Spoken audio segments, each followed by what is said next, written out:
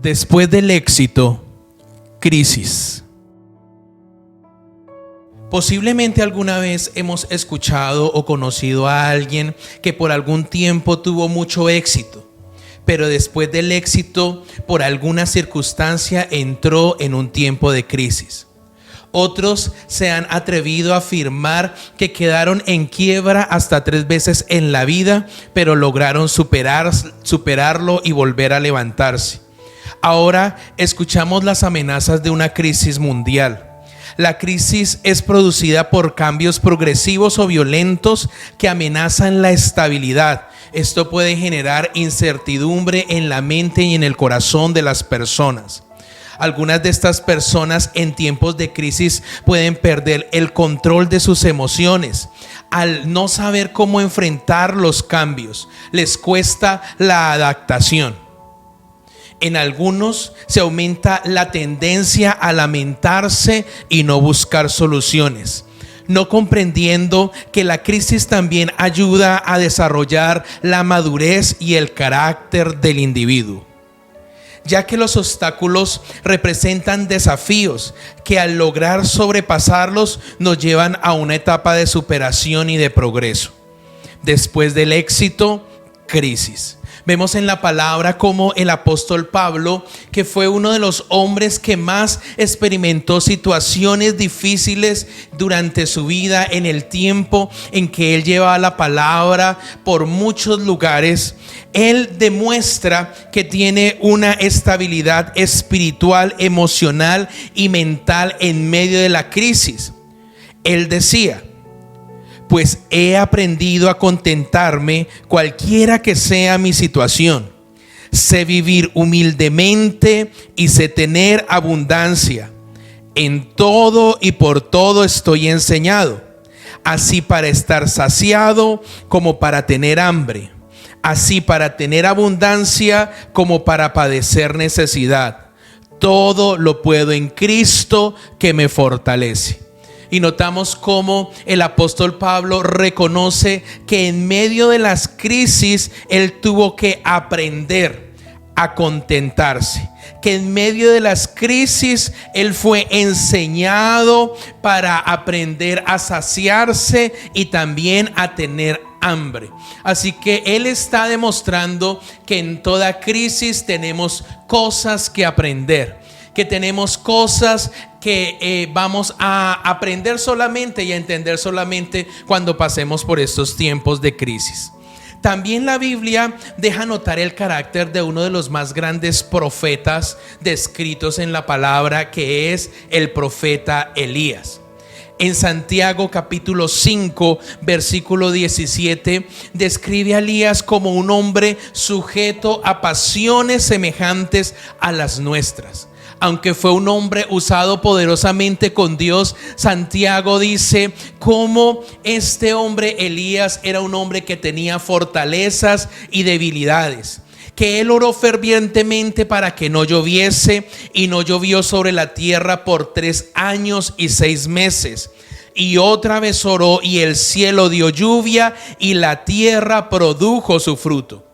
Era un hombre que se le notaba realmente el respaldo total de Dios. Su vida era una vida que dejaba notar éxito tras éxito, porque Dios estaba con él.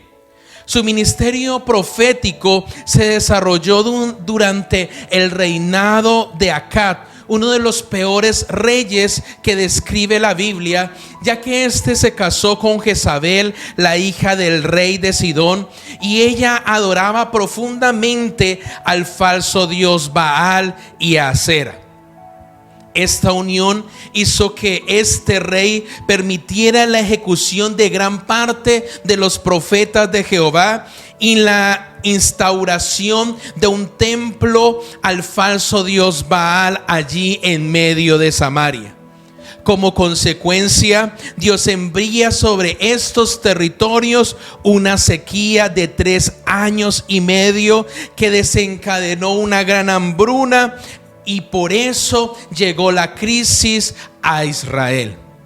en medio de esa crisis, y mientras que el pueblo estaba afligido, Dios dio éxito a su profeta. Mientras que todos estaban en crisis, Dios le da grandes éxitos y grandes bendiciones a Elías. Tanto así que lo sustentó junto al arroyo de Querit y multiplicó la harina y el aceite en la casa de la viuda de Sarepta, donde él vivió por muchos días. No solamente Dios lo sustentó, sino que lo usó de una manera sobrenatural. Una vez que muere el hijo de la viuda de Sarepta, es Elías usado por Dios para resucitarlo. Y en la Biblia es la primera resurrección registrada por alguien usado por Dios. Realmente este profeta Elías era un hombre extraordinario, un hombre sobre el cual habitaba la gracia de Dios de una manera sobrenatural. Dios lo respaldó también en un desafío en el Monte Carmelo frente a los 450 falsos profetas de Baal y el pueblo. Cuando Dios demostró que estaba con él y que era el Dios verdadero, una vez Dios envió fuego del cielo sobre el holocausto que presentó Elías, mientras que Baal y sus falsos profetas quedaron avergonzados porque no lograron hacer descender fuego del cielo. Cuando el pueblo ve el respaldo de Dios y el éxito que tiene ese día el profeta Elías, todos hacen y se dejan dirigir por él, y de esa manera eliminaron a los falsos profetas de Baal. Y una vez esto sucede, Dios envía nuevamente la lluvia y el pueblo ve la gloria de Dios sobre sus vidas. Pero al enterarse Jezabel de estos acontecimientos, se multiplicó su odio y su sed de venganza contra el profeta.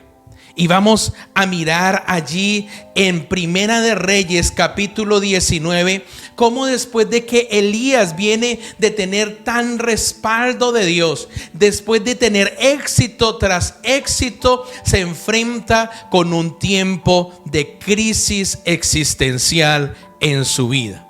Primera de Reyes 19:1 dice: Acab dio a Jezabel la nueva de todo lo que Elías había hecho y de cómo había matado a espada a todos los profetas. Entonces envió Jezabel a Elías un mensajero diciendo: Así me hagan los dioses y aún me añadan, si mañana a esta hora yo no he puesto tu persona como la de uno de ellos. Recordemos que Elías era un hombre sujeto a pasiones semejantes a las nuestras. Y en ese momento Elías siente temor en su corazón. Por eso el versículo 3 dice: viendo pues el peligro, se levantó y se fue para salvar su vida, y vino a Beerseba, que está en Judá, y dejó allí a su criado. Pareciera ser que Elías, en ese momento en el cual estaba experimentando una crisis existencial, una crisis en sus emociones, una crisis aún en su vida espiritual, él decide aislarse. Él no quiere ser acompañado ni aún por su criado. Y dice: y él se fue por el desierto un día de camino, y vino y se sentó debajo de un enebro, y deseando morirse dijo: basta ya, oh Jehová, quítame la vida, pues yo no soy mejor que mis padres. Una vez que el profeta siente las amenazas de Jezabel, algo sucede en su corazón. Posiblemente era la primera vez donde él se sentía tan inundado de temores, aunque él veía que Dios estaba con él, aunque él era testigo de los grandes milagros que Dios había hecho sobre su vida. Pero en este instante está pasando por un tiempo y un momento el cual pareciera que él no puede manejar. Este versículo no está diciendo en ningún momento que el profeta quería quitarse la vida, Simplemente está diciendo que este profeta, en medio de la crisis, le dice a Dios que él quisiera que Dios se acordara de él y que no lo dejara vivir más. Y empieza y hace referencia aún a sus padres. Y él dice: yo no soy mejor que mis padres. Pareciera que en ese tiempo que él estaba caminando por el desierto, por allá en sus pensamientos se revolcara toda su vida, todos esos recuerdos posiblemente del pasado, donde él reconoce que no es una persona perfecta, que Dios en su gracia lo ha usado, que Dios en su misericordia le ha respaldado. Pero en ese momento dice: y echándose debajo del enebro se quedó dormido, y aquí luego un ángel le tocó y le dijo: levántate, come.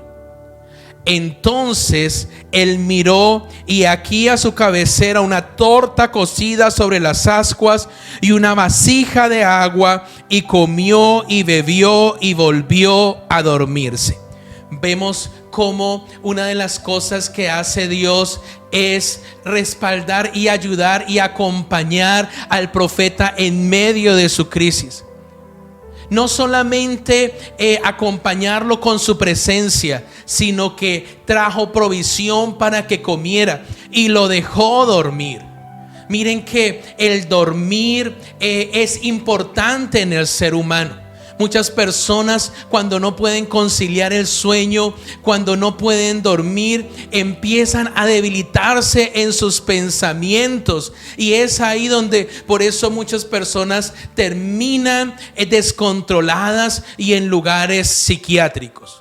Pero en este instante Dios da descanso al profeta. En medio de la crisis Dios estaba con Elías, y en medio de la crisis Dios está contigo. No importa cuál es la situación que está haciendo que tu corazón se sienta amenazado. No importa cuáles son los pensamientos, cuáles son los dardos que el enemigo ha querido colocar en tu mente, que te están trayendo desánimo en esta temporada. Solamente podemos ver que el profeta tenía una vida agitada, que él era una persona que pareciera ser no pudiera estar quieto, que él se movía, que él accionaba, que el poder de Dios se manifestaba de una manera poderosa a través de él.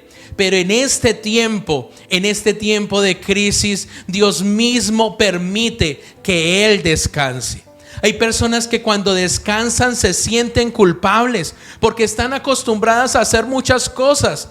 Pero démonos cuenta que el profeta necesitaba descansar, y que Dios permitió que él descansara, que comiera y volviera a descansar para renovar sus fuerzas y para poder de esa manera seguir adelante.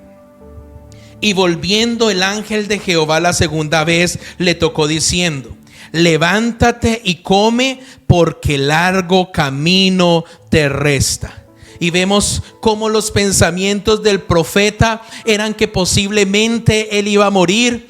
Los pensamientos del profeta era que ya se había acabado su carrera, pero los pensamientos de Dios eran que largo camino le faltaba al profeta por recorrer. Se levantó pues y comió y bebió, y fortalecido con aquella comida 40 días y 40 noches, entonces él caminó hasta Horeb, el monte de Dios. Y allí se metió en una cueva donde pasó la noche, y vino a él palabra de Jehová, el cual le dijo: ¿qué haces aquí, Elías? Mira cómo este profeta tuvo una cuarentena. Estuvo 40 días y 40 noches caminando en el desierto, pero fortalecido por el alimento y el descanso que Dios había traído a su vida en el tiempo de crisis. Estos son tiempos en los cuales necesitamos buscar de Dios para ser fortalecidos, porque el largo camino nos resta. Este es un tiempo donde al venir a la presencia de Dios se multiplican nuestras fuerzas para poder caminar día a día allí fortalecidos en el Espíritu, viendo la gloria de Dios. Pero una vez Él llega allí al monte de Dios y entra en esa cueva, Dios le habla. Y quiero decirte que Dios no te va a dejar de hablar. Así estés en el desierto, así estés durmiendo, así estés despierto, así estés en una cueva. Cuando Dios tiene un propósito con alguien, su voz lo persigue donde sea. Y allí en esa cueva, Dios le pregunta: ¿qué haces aquí, Elías? Y él le respondió: he sentido un vivo celo por Jehová, Dios de los ejércitos, porque los hijos de Israel han dejado tu pacto, han derribado tus altares y han matado a espada a tus profetas. Ahí el profeta está describiendo las tres causas que hicieron que llegara la crisis sobre Israel, de cómo el pueblo de Dios había abandonado el pacto de solo adorar a Dios. A solo Jehová servirás, a Él solo adorarás. Fuera de eso, habían derribado los altares y habían matado a espada a sus profetas. Y Él les dice: y solo he quedado yo, y me buscan para quitarme la vida. Entonces Dios le dijo: sal fuera y ponte en el monte delante de Jehová. Y he aquí Jehová que pasaba, y un grande y poderoso viento que rompía los montes y quebraba las peñas delante de Jehová. Pero Jehová no estaba en el viento. Y tras el viento un terremoto, pero Jehová no estaba en el terremoto. Y tras el terremoto un fuego, pero Jehová no estaba en el fuego. Y tras el fuego un silbo apacible y delicado.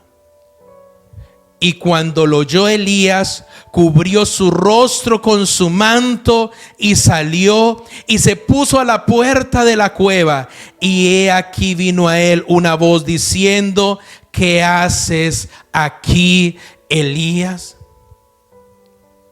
En medio de la crisis, en medio de los cambios, Dios quería manifestarse a Elías de una forma diferente.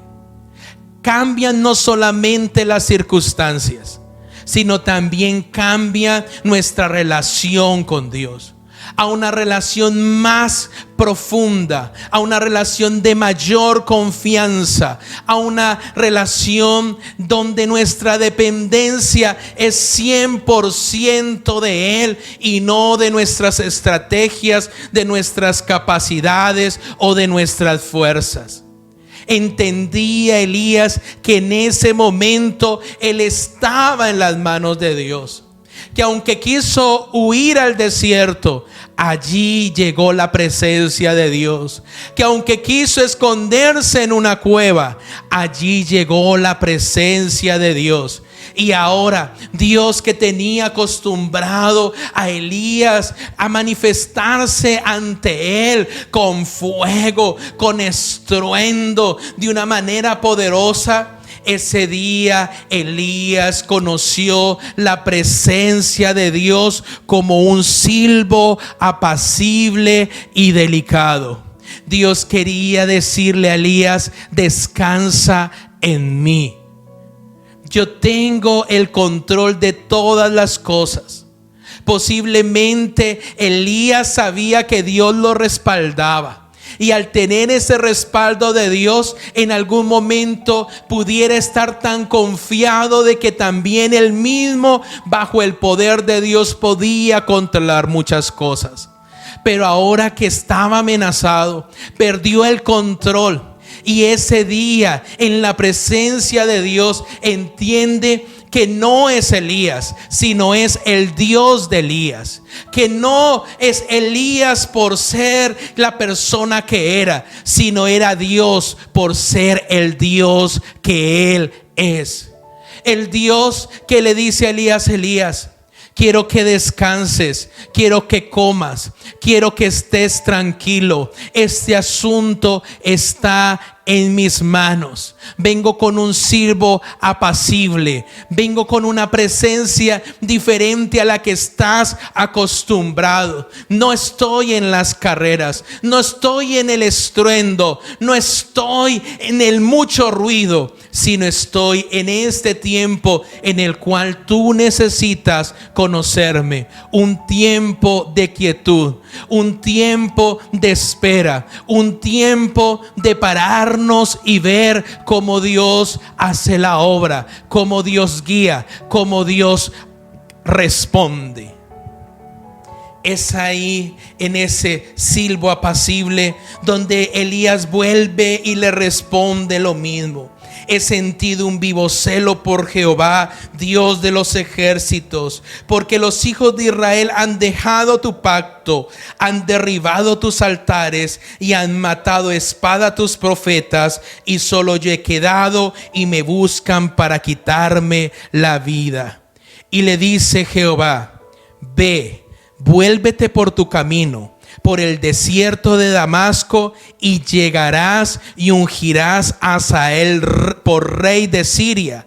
A Jehú, hijo de Nimsi, ungirás por rey sobre Israel, y a Eliseo, hijo de Safat, de Abel-Mehola, ungirás para que sea profeta en tu lugar. Mire que la misión del profeta era ungir a los reyes y a los sacerdotes, era ungir a los reyes y a los profetas. Y Dios le dice: todavía te falta cosas por hacer, y vas a ungir a 2 reyes, y vas a ungir a Eliseo para que él siga la carrera profética, porque yo tengo algo aún mayor para ti, Elías.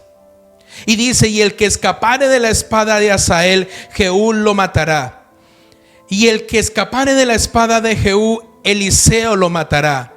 Y yo haré que quede en Israel 7,000 cuyas rodillas no se doblaron ante Baal y cuyas bocas no le besaron. Así que aunque el profeta se sentía que era el último profeta, ahora Dios le dice: no es así, Elías. Levantaré 7,000 hombres que no adoren a Baal. Yo haré que queden estas personas glorificando mi nombre, adorando al Dios verdadero. ¿Cómo cambia el panorama? Cuando Elías pensaba que todo terminaba, ahora Dios va a multiplicar y a levantar un grupo grande de personas que van a adorar y van a defender la fe y van a creer más que todos y van a trascender de generación en generación, dejando un legado de santidad. Es allí donde Elías comprende los propósitos de Dios con su vida. Ahora recordemos que él tenía temor a morir. Y mire lo que Dios tenía para Elías. Elías no conoció la muerte.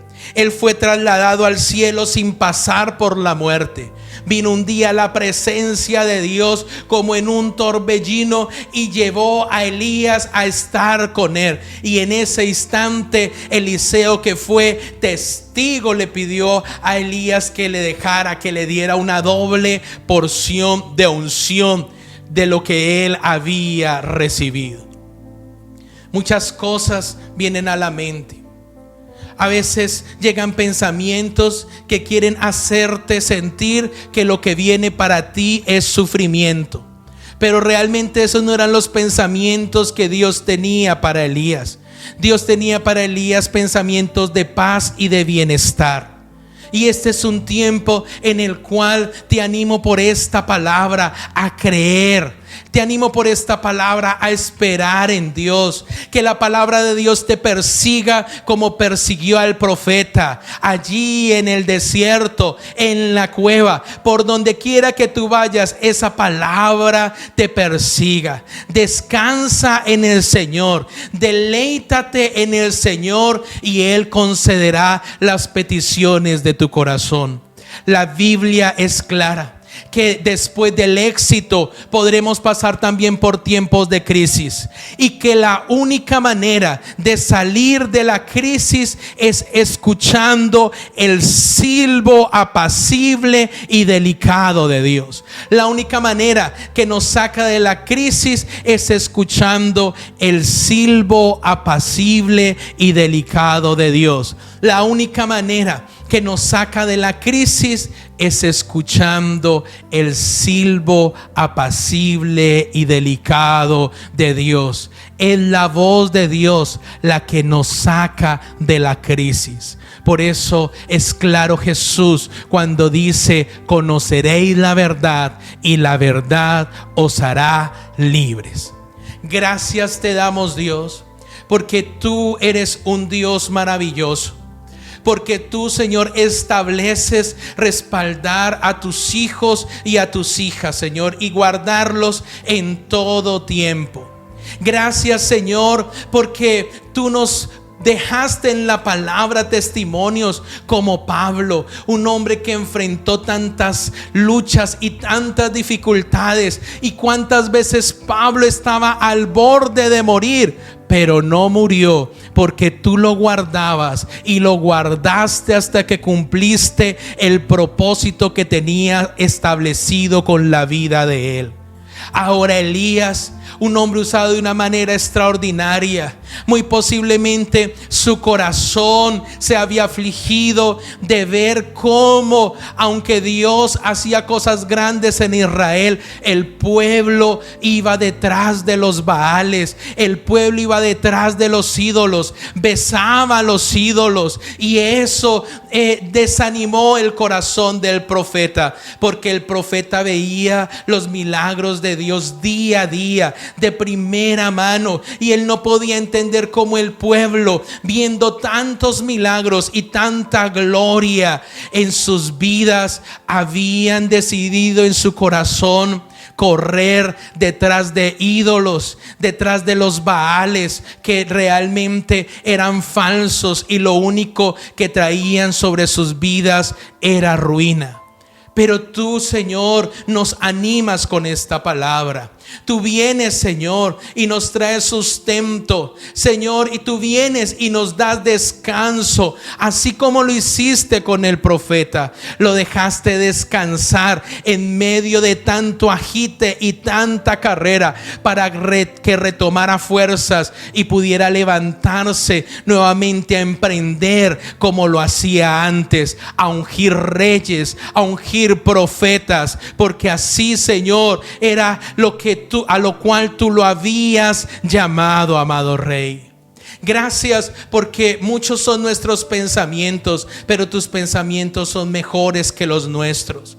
Gracias, porque muchas son nuestras inquietudes, pero tú no tienes inquietudes, tú tienes el control de todas las cosas. Y hoy decidimos descansar en ti. Decidimos entender que no tenemos por qué angustiarnos, porque puede que las cosas parecieran que salieran de nuestro control, pero no se salen de tu control. Tú tienes control de todas las cosas. Tuviste que hacerle entender a Elías: descansa, Elías, come, bebe, sal de la cueva, no te preocupes, yo tengo el control de todas las cosas. Y hoy recibimos esa palabra, sabiendo con certeza en nuestro espíritu que tú tienes el control de todas las cosas.